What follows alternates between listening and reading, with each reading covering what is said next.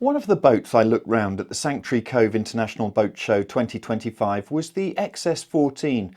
This and its smaller sister, the XS13, are performance cruising catamarans which have been designed to provide that extended range which a lot of people are now looking for. On board the boat were three sailors with a very strong performance background. Rohan Veal, who is the two-time International Moth World Champion. Micah, who is the 18-foot skiff World Champion. And then also Yann Masselot from Group Beneteau, who has a very strong background in keelboat racing in France. They told me what the difference is with both of these new cats.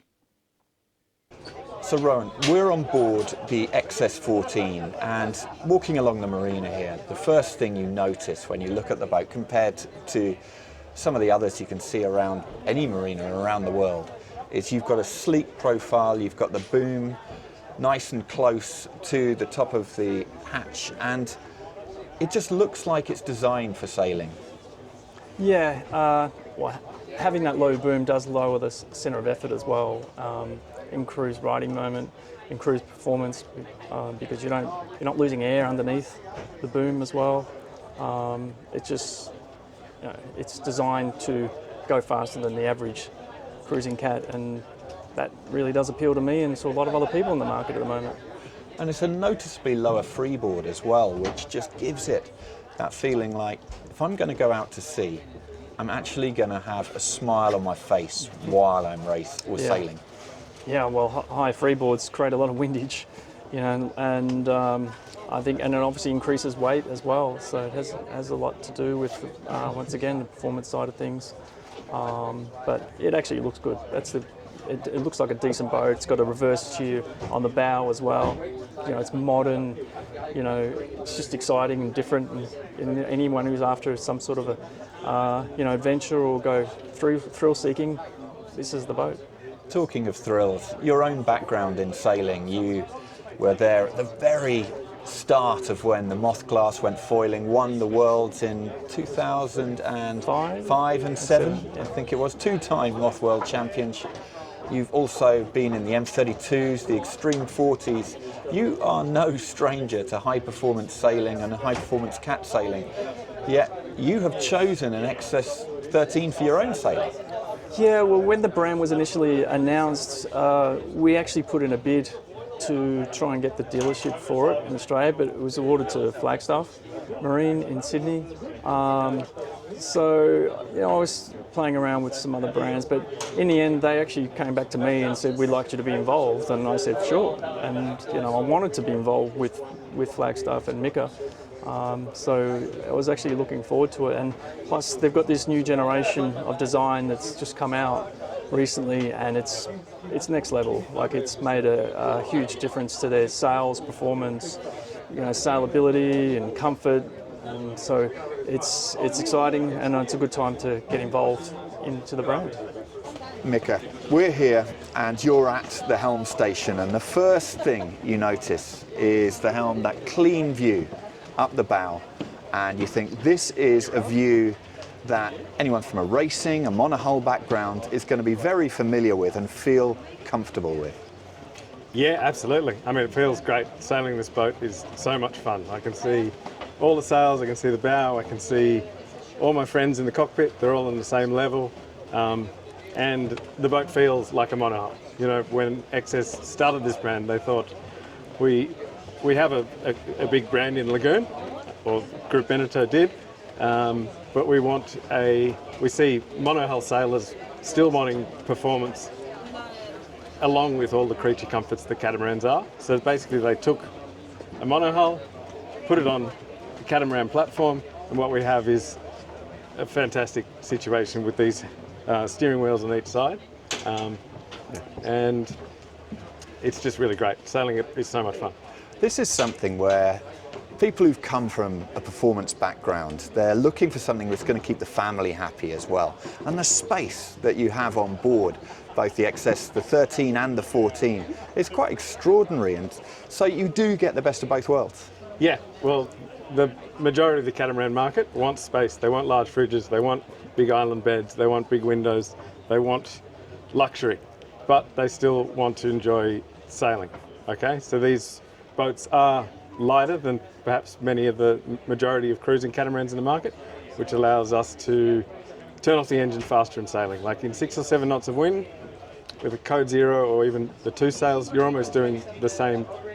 Almost doing wind speed with a boat like this. So you're turning off the engine immediately, which saves you fuel, allows you to sail further abroad, and you could say better for the environment and everything, but sailing is the experience you get with absolute luxury not left behind. It is really noticeable, just talking of that sail plan, where you've got a really nice size code 0, but with all of the modern sail controls, this makes it's just as easy to sail, because the furlers and all of the systems that are available make it possible to have a true sailing experience with the convenience. Absolutely. The majority of your controls are right here in front of us. So certainly for 2 sailing, with the main and the jib, you're pulling up the sail from here, you're tacking the jib from here, you're running the main sheet, etc. Back here we've got an electric traveller which goes from side to side, and the only time you really need to go to that side is when you're pulling up the code 0, and if you're pulling up the code 0, it's probably time to perhaps have another friend or another person on board anyway, but you can run the whole boat from here, and your guests in the cockpit are completely separate. You're a part of the action because you're on the same level and right here, but everything's just so easy. With your own sailing, you come from a performance background, the 18-foot skiff, for example, winner of the JJ Gultnainen Trophy, and looking at the chines on this boat above the waterline, and you're very familiar with the chines on an 18. Yeah. It looks like the chines are designed so that you do not affect the hull shape in the light winds, yet as soon as you get to the strong winds, you've got that chine just coming into the water and stopping leeway. And you must be, well, I can see the smile on your face when you're talking about the boat. It's just nice to see a boat which has had that thought going into it.